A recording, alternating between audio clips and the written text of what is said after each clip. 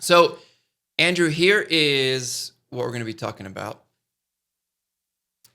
We're going to frame everything first for everybody. Craft CMS, you're new to it, so you should know that it is a self-hosted commercial CMS, currently self-hosted. I know there's other plans with the future of Craft Cloud that the team at Pixel and Tonic is working on. But as of this recording, a self-hosted commercial CMS. Their focus is on the content authoring experience, and it's an extensible CMS. And the company behind it is Pixel and Tonic, who's now located, based in Bend, Oregon, here in the U.S. So that's the kind of the basics of Craft. Here's what we're dealing with, Andrew. You and I, we're standing, here we are. You can see us kind of blurred there. You can see your elbow of your suit shirt. We're in our best pinstripe suits. We are standing in front of this conference room, in front of these stakeholders, and we have to explain to them what Craft is.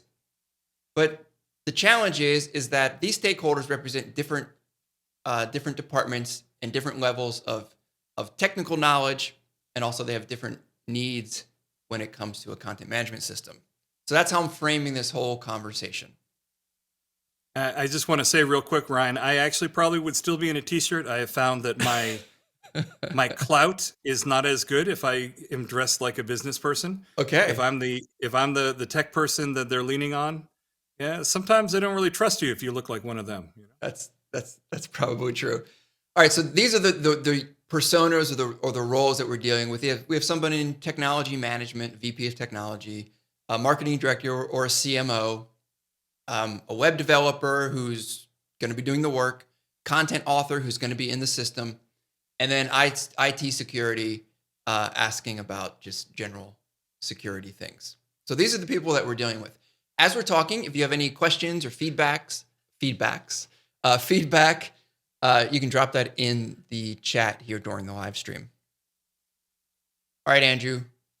First question is from IT security. They say, hey, question, Andrew, what is Craft written in? They want to know what kind of code they're dealing with here. So Craft is written in PHP. It's based on the venerable Yi framework, which is used widely in enterprise. And it is written to relatively modern PHP standards.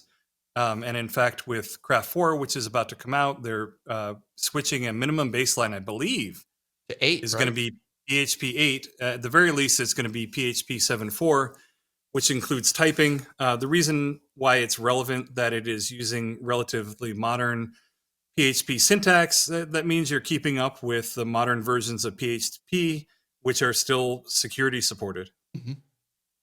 That's one of the problems you have with supporting older versions of PHP is the Linux distributions will actually, they'll stop getting security updates at some point, and then you basically, there's vulnerabilities there.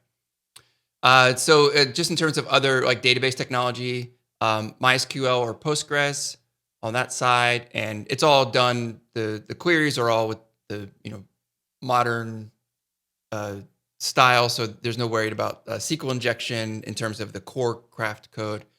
And then on the front end is Twig, which is a widely used templating engine that's essentially layered on top of PHP. All right, so IT security person seems to be pretty happy. And I do think that is a distinction that we should hammer home, that you're not writing stuff, unlike if you're using WordPress, where you may be dropping down into PHP, and maybe developers that are not super familiar with PHP, you're not going to be using that when you're building the majority of your site. Yep. You're I think our developer Twig. Has a question about that later too. Okay. Yeah. You're going to be using Twig, right, which is relatively safe templating language. It takes care of a lot of the nonsense that you have to do in terms of handling various vulnerabilities and all that kind of good stuff. And it kind of takes care of that for you. The marketing director has a question. Does Craft require that we fit our design into a theme?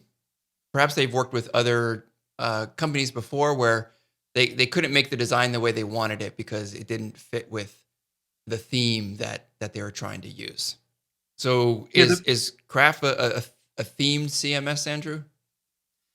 It's not, and that's actually one of the biggest distinctions I would make between Craft and something like WordPress. WordPress, yeah. Craft's sort of, and even Drupal to an extent, Craft's methodology is that the front end is yours. Hmm. The front end is literally a blank canvas, and Craft has no opinions on how you make or design it. And also, the back end never intrudes on the front end. So you have complete flexibility to build whatever you want. On the other hand, if you are looking for a cookie cutter site that you can just bang out and are used to just installing a WordPress theme and changing a title and calling it done, you're not going to Right. get that experience in Craft. Yeah, Craft is because not right for everything. right. So Craft isn't going to be a themable CMS in the sense of like WordPress is. There's no theming system where you can just apply a base theme and you get a bunch of functionality out of it. But the advantage is that a designer in your design department could come up with a design, and that can, as long as it can be coded in HTML, CSS, JavaScript, then you can drop that into a Twig template and it'll work perfectly before Craft even does anything with it other than just render the HTML. It Yep. will, you don't have to put any Twig code in, and it'll work perfectly. So it's Yeah, truly design and template code agnostic in that sense. Bring your own design, bring your own content. You don't need a theme. And that can be a bit of an adjustment for people if they're used to working with WordPress and just thinking about things like outside of a theme or outside of themes. Sometimes allow you, I know in Drupal it's a big thing with like putting content modules in different parts of pages, like all within the admin editor. So you get that sometimes with a theme, but Craft is truly meant for bespoke custom sites, custom builds. Right. And I would say the cases where you would not want to use Craft are cases where the budget is low, and where Craft brings the value is when the client needs something that is specifically crafted to exactly what they want. Right. And there are a lot of content management systems that they do far more than manage content. They're almost content presentation systems as well. Right. And Craft is so agnostic to that you can have a front end written in Vue or written in React or written in whatever you want, and it can access the Craft CMS backend via GraphQL. It can be completely divorced, or you can use Twig to render the stuff out. But the real big picture is that the front end is a blank canvas and it is yours to do what you want with. And that's either incredibly exciting to you or it's a little scary, Right. depending on what you're used to. What you're used to. Yeah. And a lot of times people think that they need like another system to create landing pages that the marketing team can manage. And so the question from the marketing director is, can we create landing pages for our marketing campaigns? And the answer is yes. So Craft has this concept of what are called singles, which are essentially one-off pages or content that you can create. But you can also create a template for landing pages, and then you can create multiple landing pages at different URLs. Additionally, because of the way that Craft is really flexible in how you model the content, you can do that, a series of landing pages. You can have a section of content in Craft called landing pages, and each entry in it would be a different landing page. And you could even choose like a different layout for each of those landing page types. If you needed to have microsites, I don't know if microsites are a big thing anymore because of kind of spreading out your SEO across different domains. But if you did need to do that, then you could have multiple sites within the same Craft installation using Craft multi-site. Yeah, and I would say a big thing that I see being done for landing pages is Craft has a concept of matrix blocks that you can use them to make a content builder, which allows your designer to design the way things should look and allows your content authors or marketing staff to then easily create whatever marketing pages that they want based on that. Yeah. Do you have an article on a content builder with Matrix? Don't play coy with me, Ryan. You know I've got one of those. But there are a number of people that have articles on doing it because it's a very common pattern. We'll find something. And there's a ton of power there. It's all a matter of identifying what the content requirements are and then building to that, because I mean, you can really do anything, and you can make it too complex to where it'd be difficult to use. Yep. But all those things are possible, all within.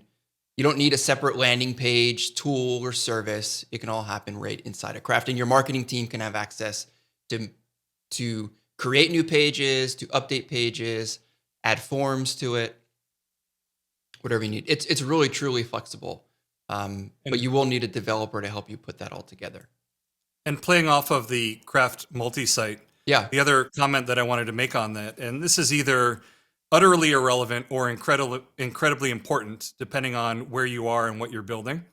But Craft has fantastic baked-in support for localization. yeah, So if you're somewhere in the EU where you need to come up with a site in a number of languages, or you're in Montreal where everything has to be in both French and English, it has fantastic support for doing that out of the box and having translations localized for each specific language.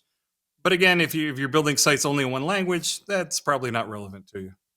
So the web developer at the table finally got a word in edgewise, and she wants to know, hey, how do I create templates or pages in Craft? How does that work? Do I have to write like a new PHP file for every time I want to create a template or a page? You do not, and you cannot. And this is actually a good thing. Craft has a very well-defined API for creating plugins or modules, which is what would be written in PHP. Right. But you're unlikely to have to touch those. What you would use is you would write things in regular old HTML using whatever tools that you like and are used to using. Same thing with CSS. You can use whatever CSS you want. We said there's no theming, but you can use any CSS themes that you want. Yeah. If you want to use Bootstrap, you can pull it in and use it. There's no reason why you can't. The actual code that you'll be writing, assuming that you'll be using Twig, is this Twig templating language, which is sort of your way of interfacing with Craft. It's your way of getting data out from Craft and doing some other nice dynamic things. Yep. Um, If and you've used Liquid in like Yeah. email templates, it's very similar to that. If you've used Symfony, Symfony also uses Twig. And if you've used Laravel, Blade, it's kind of a similar idea, right? You get data Yep. and then you can iterate over that data in the template or manipulate it somehow and output it. That's right. And the reason why these things use templating languages goes back to what we were talking to the IT guy about, which is we want to be able to write stuff in a safe way that we're not going to be making a rookie mistake in PHP and exposing some kind of horrible vulnerability, right? But Twig is relatively simple to learn. I hate saying that. Anytime you say simple, you make people feel dumb when they're trying to learn it. It's not a very difficult language to pick up, Right. and it is what allows you to pull data out of Craft and display it. But again, you can use, and it is, like you said, it's very similar to a number of other languages, Mustache, Nunchuck, like all of these things are very, very similar. You basically use the double squiggly bracket, and then anything inside of that is Twig code that is Right. doing something. And Twig it's really approachable for like non-coders. So Right. there's one of the places where Craft is really popular is with people who are, especially at small, either independent people or small agencies where they're doing soup to nuts projects, where they're doing all the design all the way to launching the project. And sometimes it's the same people, designing it and creating the HTML and then implementing the site in Craft. And that's because as deep as they have to go in the code is into the Twig. And that's because Craft and Twig gives you so much flexibility there to write Twig code. You don't have to write a single line of PHP. You don't have to even know PHP. There's plenty of people that spend their entire a week working in Craft and building sites without writing any PHP at all. So it can be really approachable in that sense. I would even say that the vast majority of sites that are out there that are using Craft have no PHP in them whatsoever. Yeah, definitely. And Ryan, you used an interesting expression there. You said soup to nuts. Do you know why you said that? Do you know what it means? I don't. Can you? It wouldn't be a show without a little bit of etymology of a word. Go ahead. Well, the term soup to nuts, and I'm reading here, I'm not pretending that I know this off the top of my head, comes from the full course dinners that were served in the 1800s, which typically started with a soup course and ended with nuts. Ended with protein. There we go. Yeah. All I'm right. hoping there was some bacon somewhere in the middle, but that's what it was. Not for me. But Andrew, I want to make a point about I want to make one other point about the yes, front please. end templating. And I know I mentioned this before. You do not have to use Twig though. If you're a front end developer and you're used to React or you're used to Vue or you're doing Svelte or whatever it is you're doing, you can use Craft truly as a content management system. And you can use all of those front end tools. Again, the front end is yours to do what you want with, and you can pull the data out via GraphQL. Yep. Matt Wilcox said he barely touches PHP in the day-to-day. Yep. And they've used Craft exclusively since 1.0 at his agency. And Wow, I think that's really, really common. And that's the power of using Craft. You can, the code can be really clean in the template layer. And I know that in some other CMSs where you're kind of dropping in PHP tags here and there in the templating system, it's way nicer in Craft. You also get a lot better error output as well through Yi and Craft and Twig, where it just will exactly tell you the line of where the problem was, and you can just go fix it. And Russell Cluett, oh my God, I hope I got your name right. Russell Cluett, he mentioned a comment that I think is really pithy and quite good. It says with Twig, the path to success is short, which is, I think, a great thing. And I agree with that sentiment. I have said for a long time that I think good software, and this is whether it is user software, developer software, or whatever, is deep, not broad. And the idea is you want it to be kind of like an onion. You know, you want to be able to dig down as deep as you need to go to do what you want to do, but hopefully only exposed to the simplest possible solution. And that's what's nice about Craft is you do have those layers. You start with Twig, and you're probably going to do you're going to do many, many sites where you're never going to use anything other than Twig combined with whatever JavaScript and CSS and HTML that you're using. But those layers are there to dig down into in terms of well-defined plugin and module API. Yep. Agree. All right, Andrew. The content author at the table says, is Craft easy for our content team? So that's a tough one. Because I think it depends on your process, but. Well, the reason I say it's tough is I got in trouble for this. So I was writing software when I was in college, and I had a friend of mine who was an English major, and she was proofing my docs for me. And I kept on using the word, nice intuitive interface. Yeah. And she's like, well, no, intuitive means people are just going to know it. Right. You can't just say that people aren't just going to know this. So I would say that Craft is very well-designed software from a content authoring point of view. There certainly will be a little bit of onboarding, but there is with any new system in terms of learning how it works. But in general, I would say that it is quite easy for people to use. But I want to couch that with it's a new system, so there will be a little bit of learning involved. Right. And it also depends on how it's set up. And that's why I wanted to highlight the tools that Craft gives developers in order to build a good content authoring experience. So the users and permissions, so you can have a user group that only accesses a certain part of the site. So they're kind of locked into that, maybe certain content types. The flexible content modeling, and by that I mean the ability to take the content requirements and turn those into editable fields in the CMS to where those can be tightly bound to the content. So it's not, title field is, it should have this if you're doing this, and then this if you're doing this. Like, we don't mess with that. It's all more tightly bound to the actual content requirements. Drafts. The drafts part of Craft has had a lot of work over the last couple of years. And so you can have automatic drafts, you can schedule content, you can expire content. There are third-party tools for creating editorial workflows. You can even build those without any third-party tools. But if you want like notifications and kind of the chain of responsibility, you would need a third-party workflow. And then there's live preview, which gives you the ability to have one side of the screen where you're typing in an editor. This is an example from CraftQuest. I'm typing in Markdown using the, what's the name of the plugin? Dockster? Yeah, the Dockster plugin, a field type. And then on the right side, you get an automatic refresh of a view of that content. This is the single entry view, but you can have multiple preview targets that you can then target. So someone can say, oh, I want to see it in the entry view. I want to see it in the catalog listing view. I want to see it in, in some other view. So let me get this right, Ryan. Let me get this right. To show people how easy it is to use Craft for content authors, you decided to show them Markdown? Well, I just grabbed. Me? No, I appreciate you calling that out, but I did just grab a screenshot from Craft Quest. It's just my process. That's it. I'm not saying everyone, but right, there is a rich text editor. So there's Redactor. Yeah. There's what's the other one called? CK editor. Yeah, CK editor. Thank you. So there's other options there as well.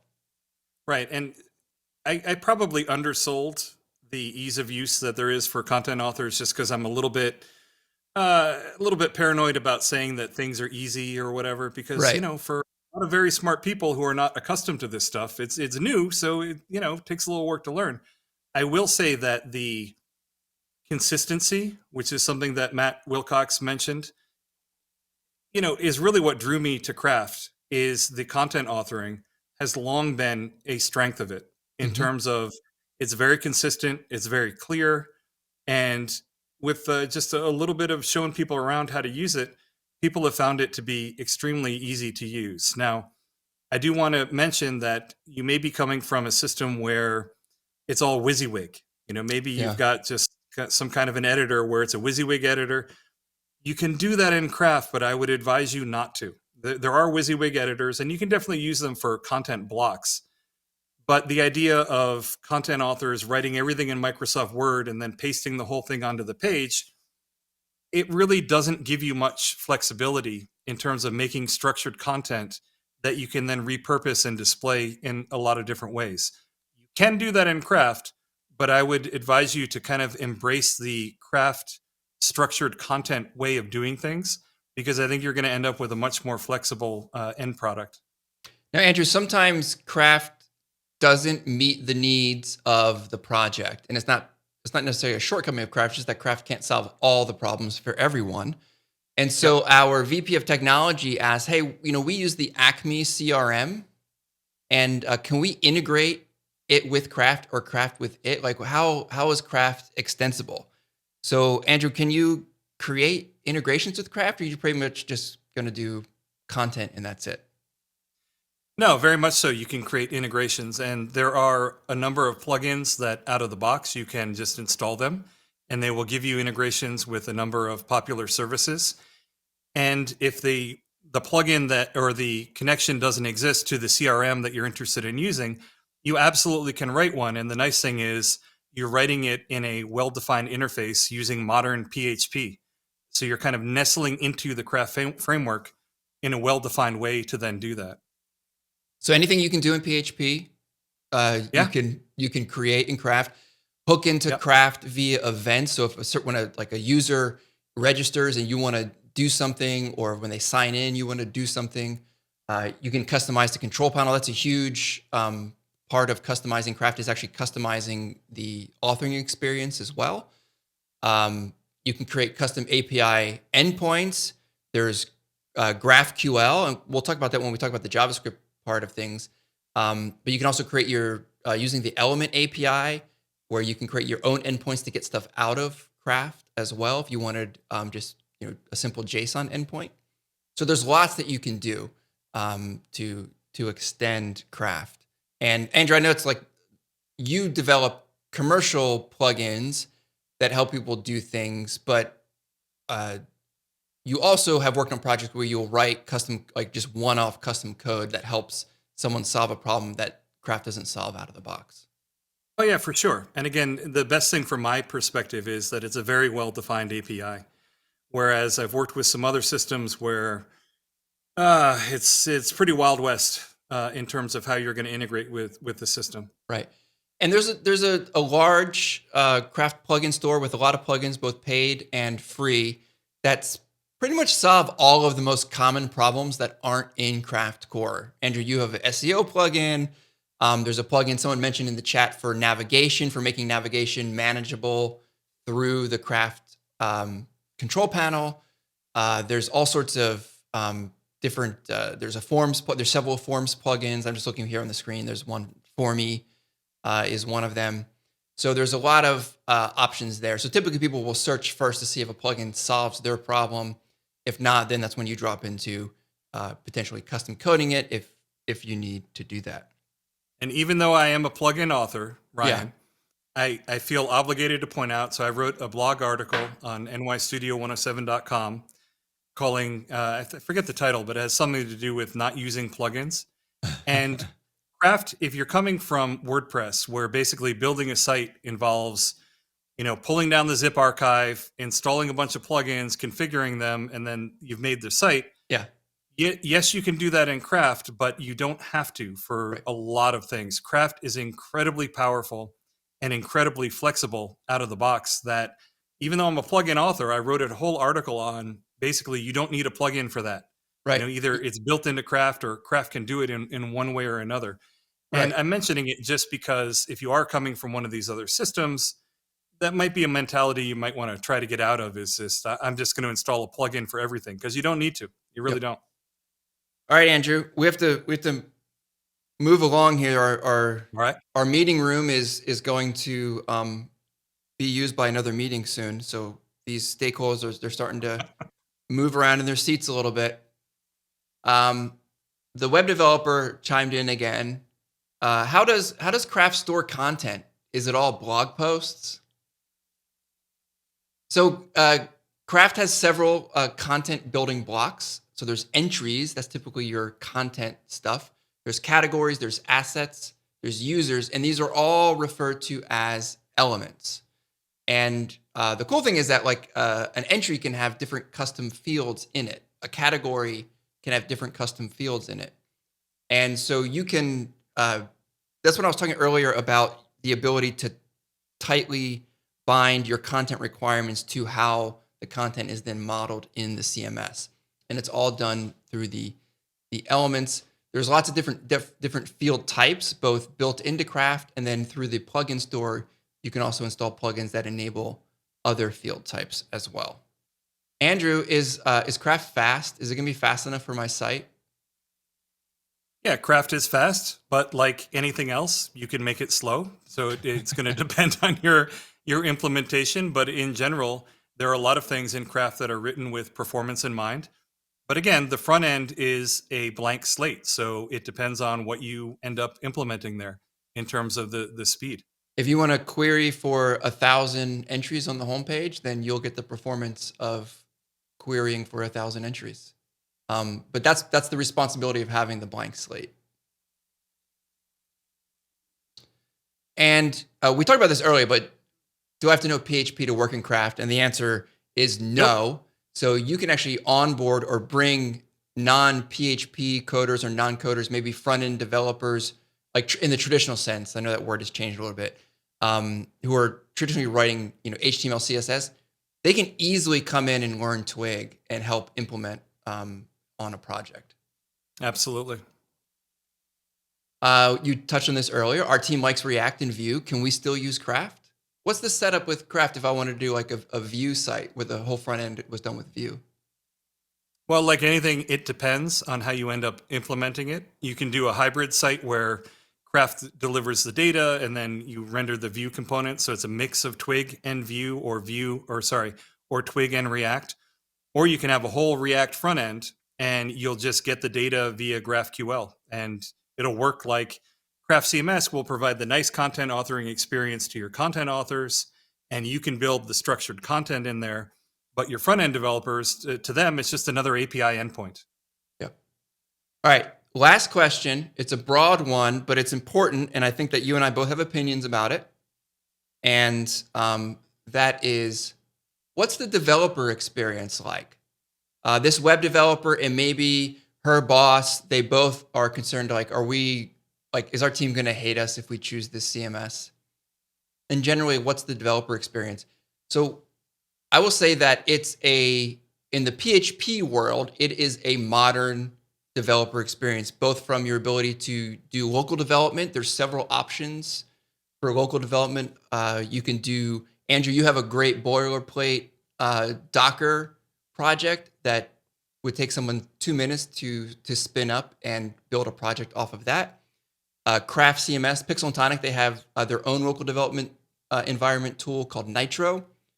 There's what you can use DDev if you're familiar with DDev. There isn't a Craft starter for that, but there are several projects out there that are boilerplates that have DDev. I really like to use DDev. I found it's easy for non-developer people to get up and running with.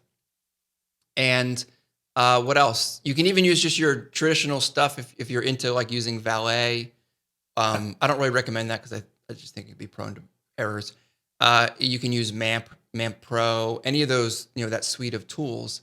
So that's kind of like there's all these options for local development. Just pick the one that makes the most sense for you. And what else what are we missing? I guess since it's all composed. Go ahead, jump in. I would say that the local dev environment is only, that's a minor thing. That's a thing that you get done and out of the way. In terms of working with Craft, I think the nicest thing about it is, as I mentioned before, it's kind of an onion. You can just start writing your HTML, and then you mix in a little Twig to do some of the dynamic stuff and pull database queries and that kind of stuff into your templates. And it will go as deep as you want it to go, but you're not exposed to all of this complexity. So I would say from a developer experience point of view, I think it's quite nice. And I like that it doesn't make opinions about the front end for you. Right. So your developer experience is largely going to be what you want it to be. You can use whatever tools you want to use. You're not forced to use anything that they provide. Yep. Awesome. So meeting's adjourned, and hopefully the VP of technology and the developer and the marketing director and the content, hopefully everybody's happy with the information that we presented. But that's a general like how to build a site overview. It's like Craft 101 of what it is.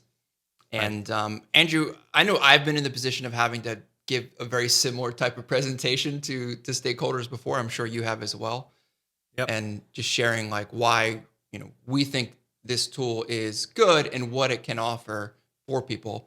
And it might not always be the right choice, but it's so flexible that I feel like that it fits a lot of, unless you're looking at building like a social network or something like that. Like it's not really for custom app development. I think your development team is going to be very happy with it. Mm-hmm. And I think the way that you can assuage any fears that some other people on the team might have, one of the things I found is really useful is showing comps and showing other sites that are using Craft CMS, and the results are fantastic. Sites that I've worked on and am aware of. So Barefoot Contessa, Yep. that website is in Craft. And Moz.com, the SEO titan, they're using Craft for their site. And I found I think your development team is going to be an easy sell because, again, Craft is a nice, modern, non-opinionated CMS system to use. And I found, so it's not going to be that hard of a sell to them. And I think they're going to enjoy the experience. And then for pitching it to the rest of the team, I have found that showing comps and showing existing sites that are using Craft and showing them the back end and how things work a little bit really gets them on board very quickly. I agree. And in the chat, Christopher asked, any good resources for more research? I'll put some links in with the recording. There's a lot that have come up. And then Andrew and I both have kind of like intro articles for getting started with Craft. I think yours is called like the orientation guide or something like that. But we can drop those links in the chat as well, and they'll be with the recorded video.